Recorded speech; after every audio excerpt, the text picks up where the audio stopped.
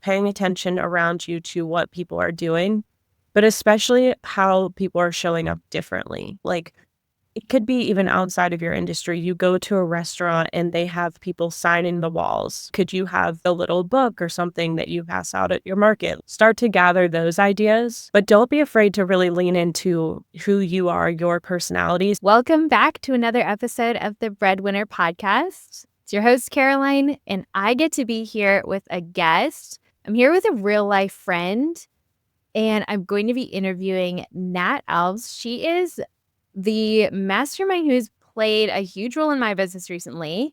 She is the graphic designer who did my rebrand. So if you haven't noticed on my social media and on my website, it has a new, fresh, beautiful look.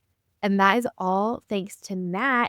So she's here today to talk about business branding and what that can look like for us as small business owners, talking specifically not about my brand, but about yours. I'm so excited to talk with you, Nat, and hear how you break everything down in a way that feels doable as DIYers, but then also how we can maybe work with an expert. So excited to have you here. Will you tell us just a little bit about yourself? Yeah, absolutely. I'm excited to be here. I started NatMarieDesign as a side hustle and then went full-time about 2 years ago. But what I really love and what I'm super passionate about is helping small businesses with branding.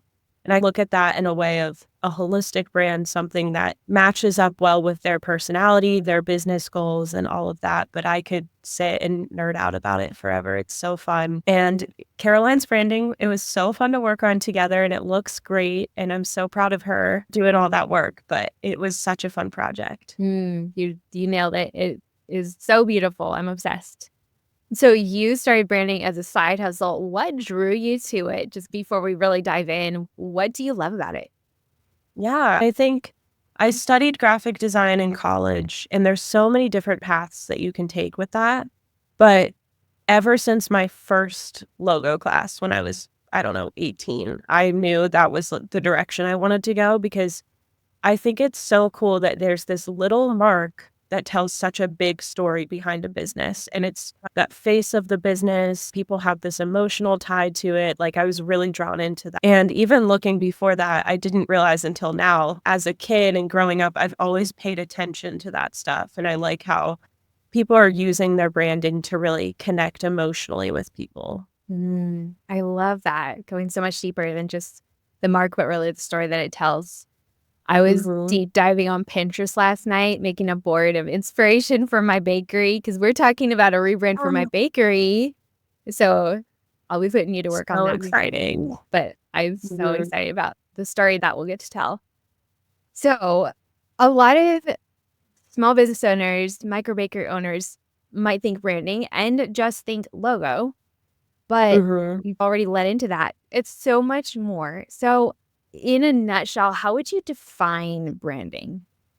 Yeah, definitely. It's definitely one of those blanket terms that people use.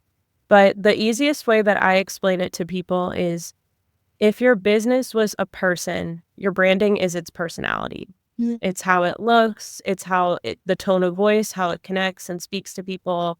It's really like more of that emotional tie. Like, your business is there to hone in on your craft, to make money, to grow. But then your branding is how you're really like building your audience and building that connection. So it can be logo, it can be your website, it can be just the way that you talk to people, the colors you choose, kind of anything like visual and emotional. I love that. So for someone who owns a micro-bakery, what are some kind of must-have elements of a strong strategic brand as they're thinking about developing their personality in brand form? What are some of the really important things that they should think about? Yeah, definitely. So your logo is always going to be like that first initial contact with your business, the face of your business. So logo is important. When I do logos, I do them with a brand guide. So a brand guide is basically going a little bit more in depth with the visual tools that you're using, and the colors you're using, the fonts, patterns, icons, anything.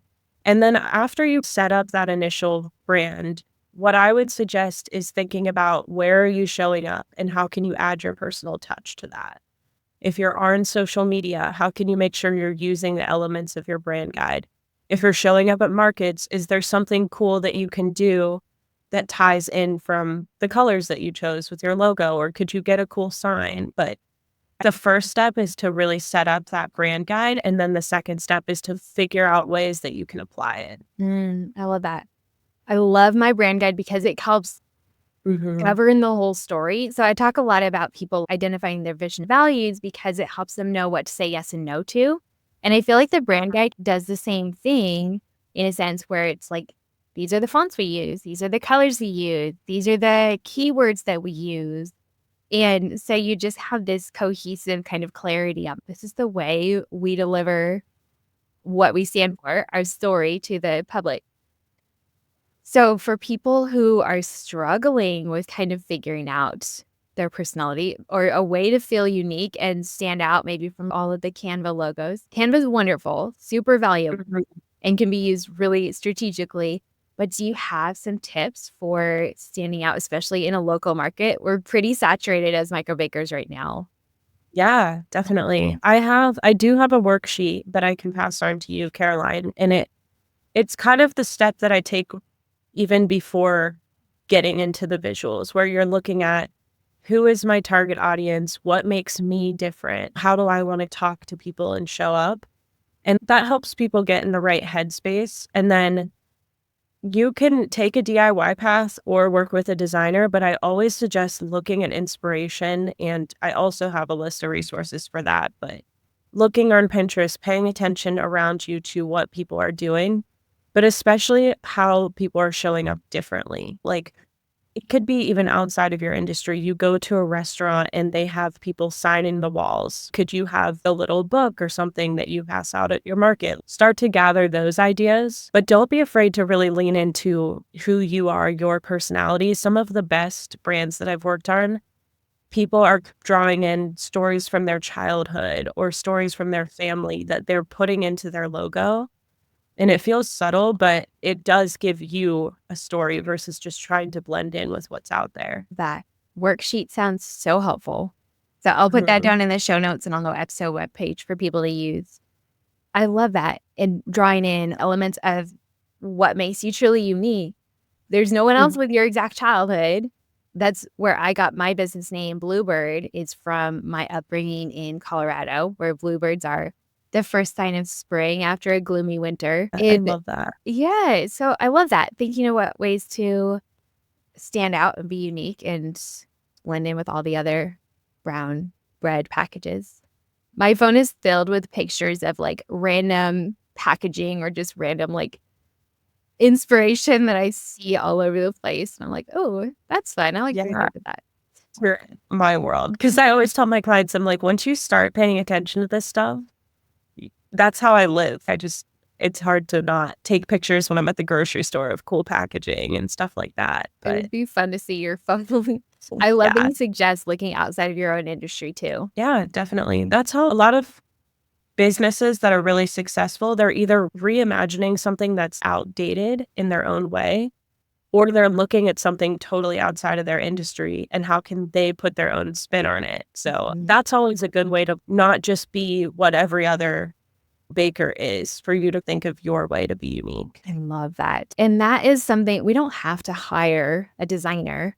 It's been a long time coming to get to the point where I have been ready to invest in a professional. I've done the Canva DIY and I still do a lot of that. So for those who are not ready to invest and still do that DIYing, what should they focus on to make sure that it still does look polished and professional?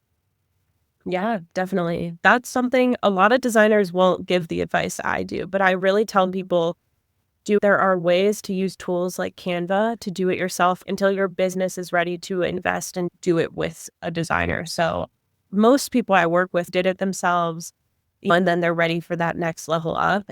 I would say looking at inspiration and taking time. I've tried in my younger years of being a designer to just jump in and do a logo without going on Pinterest, without looking up things. And it's so much harder. I always do the mood board process and So I would say look at inspiration. And the biggest mistake I see when people do their own logo is that they're either going way too simple, where they're not standing out, just picking all caps, black and white. Here's my name. And then they're like, oh, it's minimal, but it doesn't have your personal touch on it.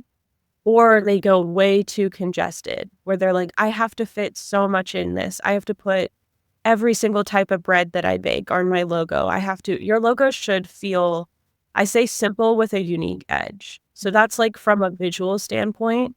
Lean into typography, lean into a really good color palette, and then maybe do something just simple as your logo mark, but something that connects to your story and stands out. And then you can always work with that until you get to a spot where you are ready to invest in that next step. But I never tell people to shy away from doing it themselves. You can also find a designer friend, find someone who's visual and ask for feedback. I tell people all the time, shoot me an email and show me your logo and I'll tell you what I would do to fix it up. So utilize your community too. That's so helpful. And I love that you support the DIYer and then you're there when we're ready to invest in the rebrand. That is so helpful. I'm curious, what are your thoughts on if someone is not ready to invest in a full professional rebrand, but they do want to stand out from like the Canva bread line art photos, which they're beautiful. And I see a lot of people use those really nicely, but they are very common.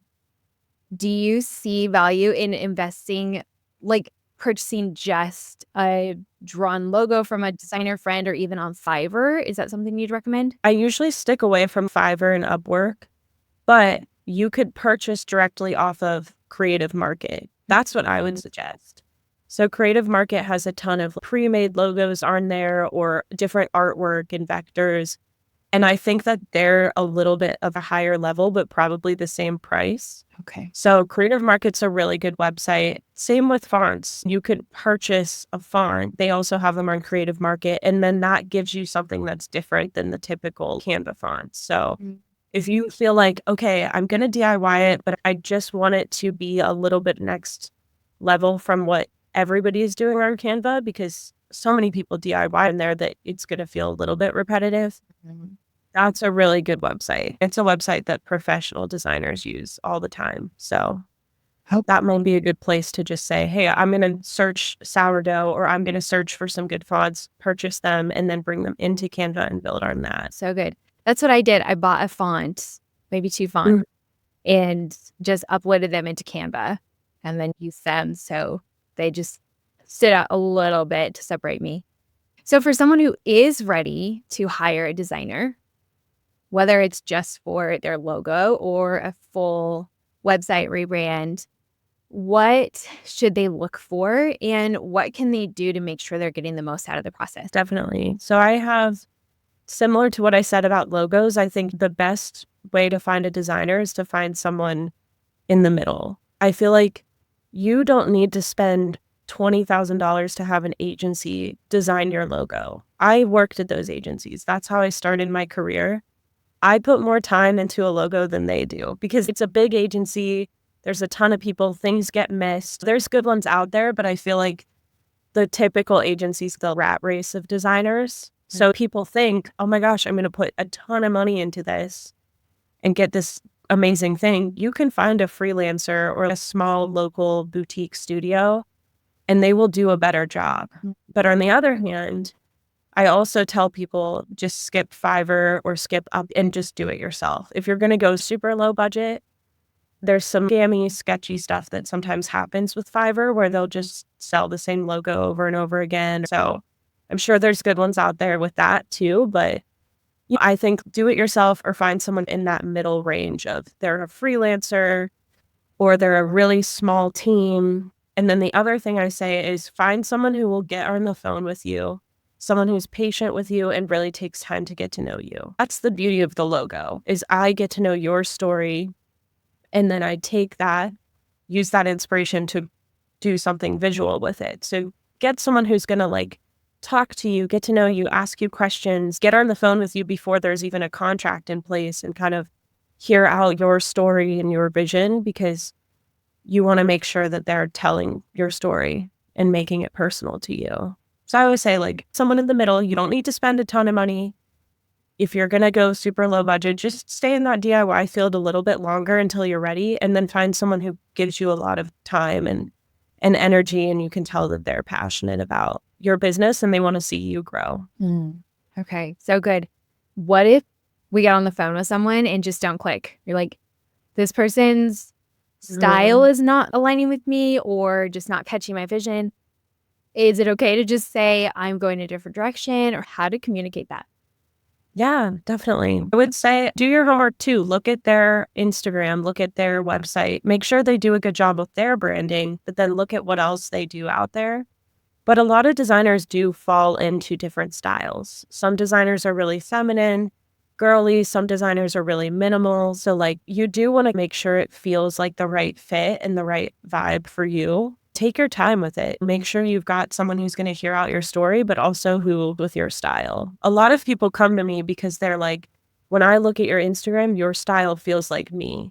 And most of the time, I probably don't get the people who are like leaning into a totally different style because what my work looks like. That's true. Don't feel like the ball is in your court.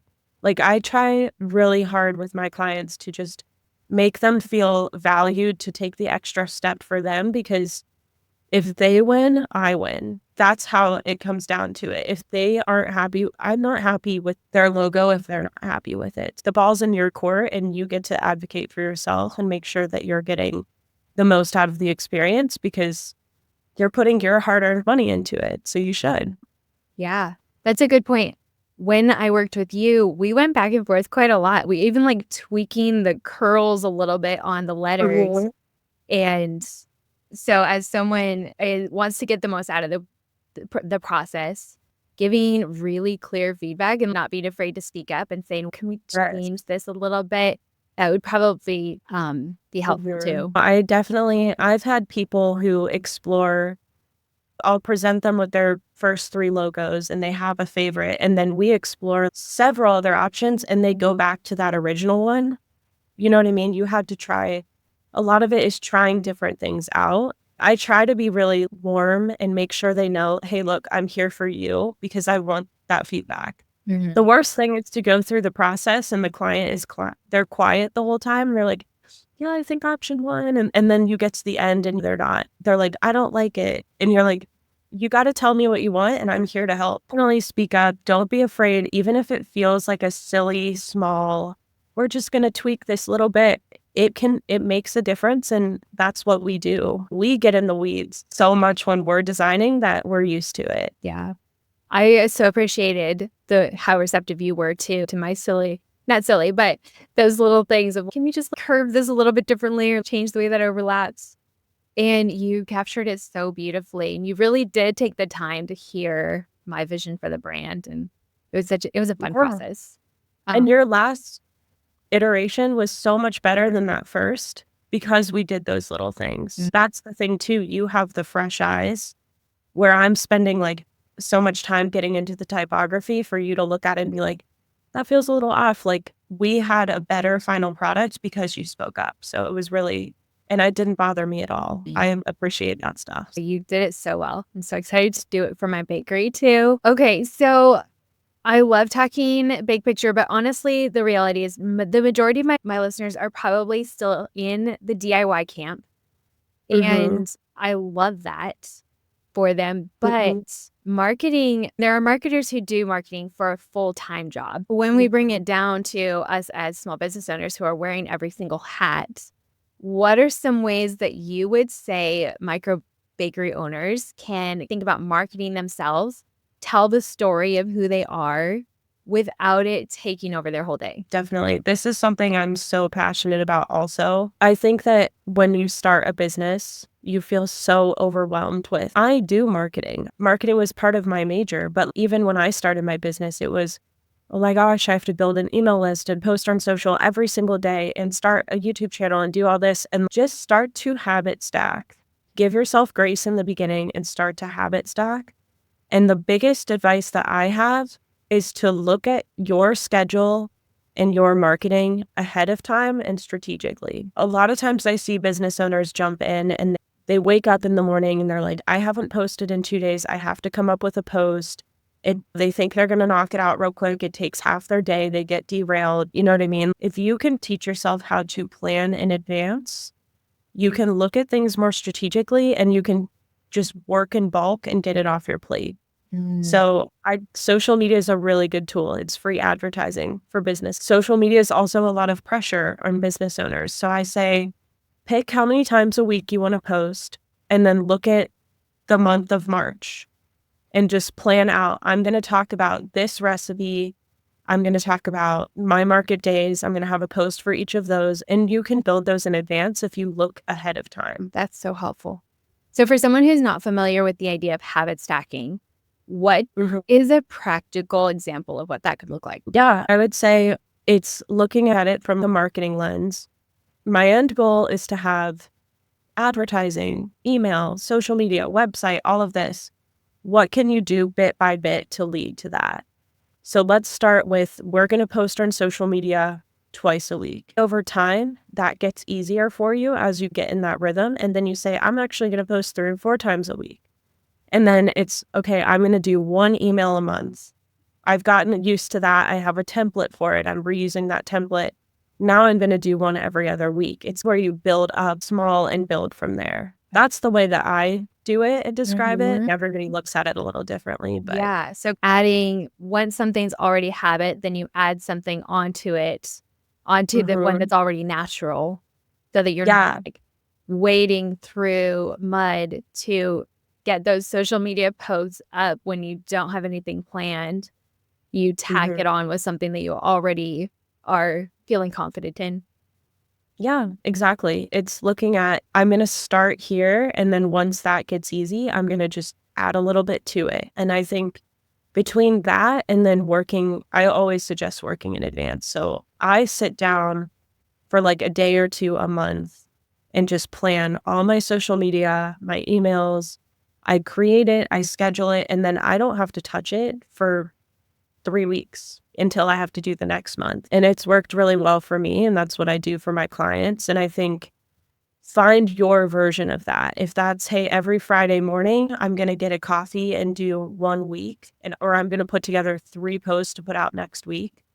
You don't have to make it as scary as I'm going to take a full 2 days and do a whole month. Like, you can start smaller, but just starting to think ahead is going to save you so much in the long run. And then you can build social media templates in Canva. You can build email templates, and then you find smarter ways to work than having to just build from a blank screen every day that you need to post. You're not reinventing the wheel every time. Exactly. You can look back, hey, that worked really well for me. I'm going to do a post that's similar this month. It teaches you to look at it more well-rounded. It really saves you time in the future. What do you think about storytelling and conveying who you stand, what your brand is all about when you're planning your social media posts? Yeah. So I look at content buckets, and that's basically where you're building out different themes for your business. I have a whole course on this. So if you guys ever really want to get into the weeds, I can share that information with Caroline. We launch it a few times a year. But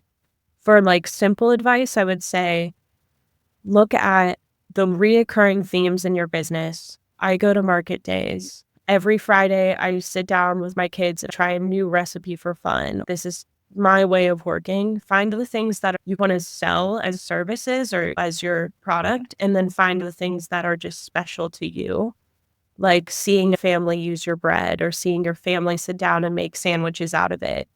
But you're going to see some of those reoccurring themes that you're passionate about, and then you don't need to reinvent the wheel. Say, hey, every month I'm going to feature a recipe. I'm going to tell the story of my kids sitting down and making sandwiches with my bread. And I'm going to tell the story of teaching my daughter how to bake. Make it that mix of selling your product, but then also diving into your story.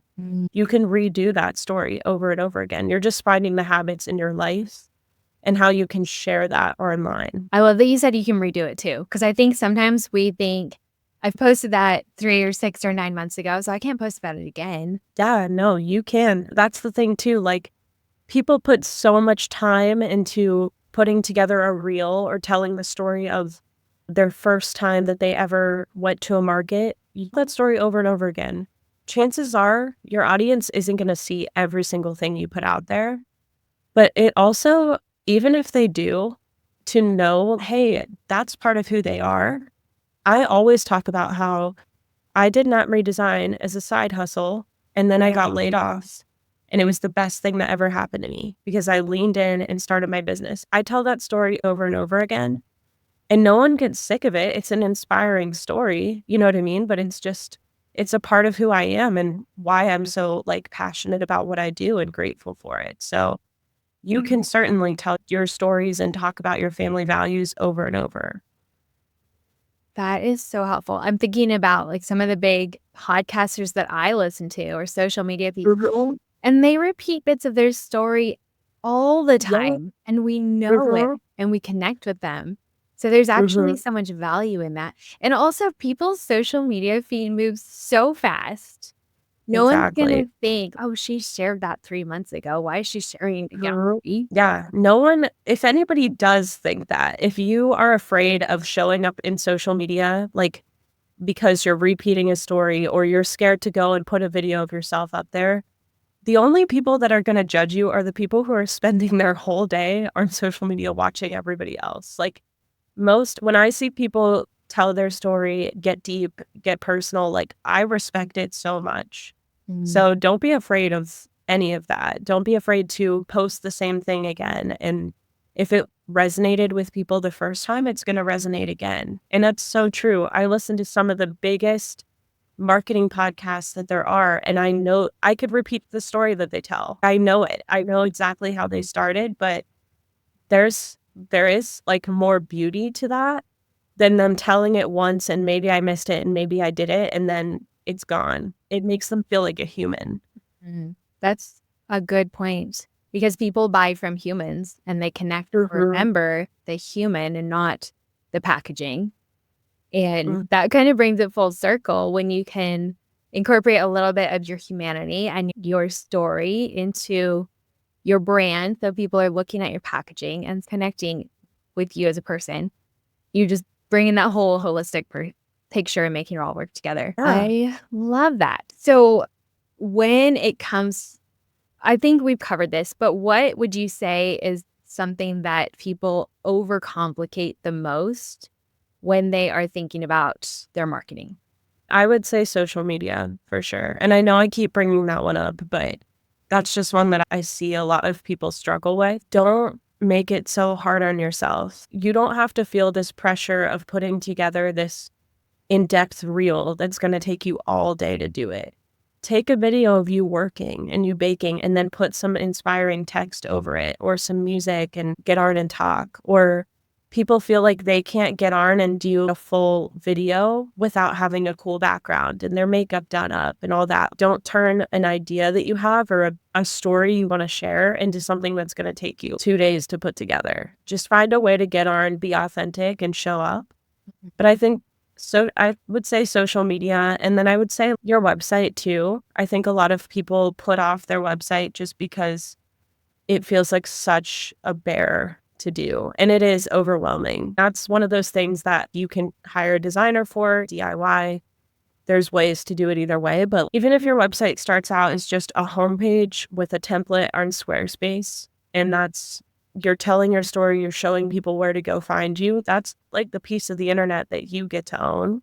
So just don't feel like you can't have a website until it's 10 pages long and it's super in depth. Start small and you can always stack onto it later. That's really helpful.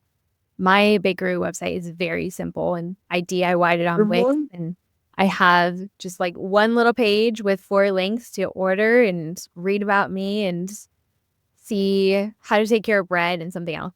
And then That's all you need. those are like the 4 pages that people land on and it gets the job done. A lot of people they get so in their head. And I'm one of those people that's put it out there so you can keep growing. You don't have to have this perfect brand to start. It is something that's going to grow with you. So just do what you feel like you need to do to informative to your audience, to put yourself out there, and then give yourself the grace to know, I'm going to improve on my website later. Your dreams could go so far. If you would have been scared of step one, you wouldn't be where you're at today. So just take those steps. Don't compare yourself and be so hard on yourself, because you're just going to keep growing and improving. That is so good. I think as entrepreneurs, it's probably just about universal, where we take so much pride in what we're doing. And it feels so personal that we do get so stuck in the perfectionism and wanting everything to just line up perfectly, and we hold ourselves back. So I love that you said just put it out there so you can keep growing and you can circle back and improve it when you have the time. Exactly. So we've sung the praises of Canva a little bit. Are there any other tools or systems that you love or recommend that make marketing or branding easier for the person who is DIYing? Yeah, I can send you a list because I have a ton, but there are really good websites to find fonts. There are websites that can help you with color.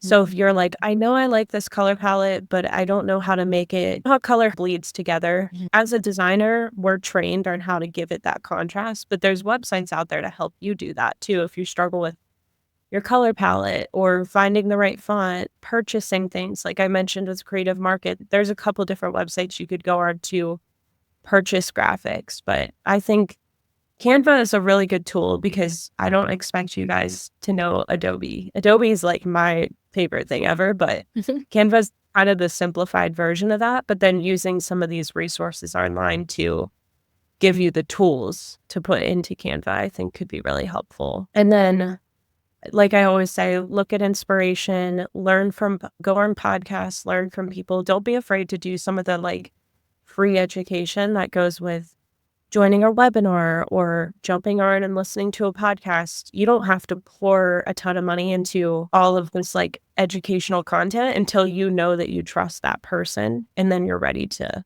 take that step. That's all about just growing and learning as we go. So that list sounds so helpful. That's going to be down in the show notes for anyone listening who wants to get some more resources to elevate your DIY branding, elevating with experts as we're ready. So you do have a course that kind of speaks to that. You teach people how to convey their brand and do a lot of it themselves, but with less of the legwork of just like with the expert guidance. It's called the Social Club, right? Yes. And you launch it a few times a year. We're going to launch it again in June. And it is a really good probably for your audience, for people who are in that DIY stage, because what we do is it's 6 modules and then there's a few kind of bonus lessons as you go. But it starts out looking at your brand in the first 2 modules, and it gives all the hacks on how to DIY, how to dive in and do it. And then it'll teach social media, and then we touch on website and email marketing. But it goes into that a marketing agency would do it, the way that you can do it strategically and you can work ahead of time. It teaches every step that you need to do it the way that I would do it. That's why I did that, because I think there's this gap of knowledge on how to approach DIY in your marketing. And a lot of designers and marketers don't share that information because they want the work. But I believe in abundance. I know there's so many people out there, and I know that this is important and it could help so many businesses learn how to take it into their own hands. I love that you have that mindset. It's like us as bakers who also teach workshops. People are like, but if I'm teaching a workshop, then they're never going to come and buy bread from me. They do, but also, even if they don't, they'll share with your friends, and for you, eventually they will probably come back when they're ready to level their website. But also, you're just helping create beautiful stories and bring that to the world. It's so important what you said with the workshop. Like, you're doing right by other people, so it's going to come back around. And my goal is to see these people with this dream that want to start this business grow to the point where they are at that level of, I can pay you to do my social media because I've got the money to do it. But I think it's wrong in those beginning phases to scare people into thinking they can't DIY it. Like, we all start somewhere. I DIY'd so many things in my business. I did my own bookkeeping. I did my own, there's so many services I had to get to a level to hire and pay for. Yeah, this is amazing. And there is no shame or judgment, or there's nothing wrong with using Canva for everything No. at all. But I so appreciate you just being an open book and sharing how we can elevate that and tell our story in a way that will connect with our customers and just separate us from the noise. So I am so excited to share this with our listeners. If anyone maybe wants to take you up on the offer to look at their logo, or they are ready to work with a designer or want to get on your wait list for the course, where can they find you? Yeah, absolutely. So pretty much all my social handles and my website is NatMarieDesign. So you can look at my work on there, get to know a little bit about me, and then you can email me at hello@NatMarieDesign. And seriously, if you have any questions, if you're like, look, I don't have a branding budget at all, but can you look at my logo? Or can I just ask you a question about social media? Or can you put me on your email list and I join the club this summer? Like, let's use community. I'm here to help. So don't hold back. I do it all the time for people. And I find a lot of like value and joy in that. But use me for any design, branding, marketing related questions. You're the best, and you're so generous with your knowledge. I love talking with you. We could just chat for ages.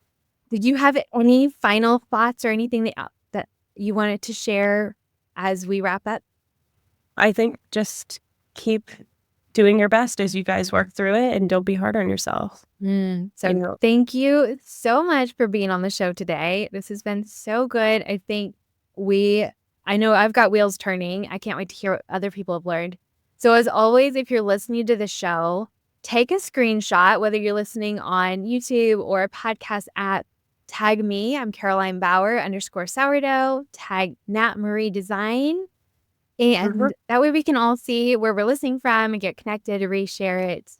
I would love to see what you learned, or maybe how you're applying it to your own brand story.